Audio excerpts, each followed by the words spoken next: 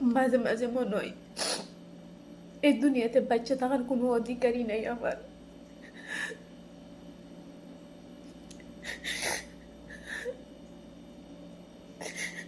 কিন্তু আমার দুইটা ছেলের পুরা পৃথিবী আমি।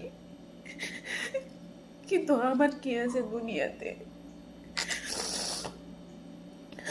আমি কার কাছে যাইব? আমার যদি এমন কোনো কিছু হয়, আমার দুইটা ছেলে কার কাছে যাইব? আর তোরা আমার সাথে এগুলা করস।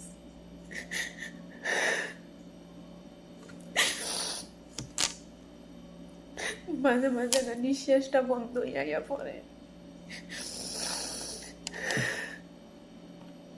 কেমনি পারোস আমার সাথে তোরা এগুলা করতে?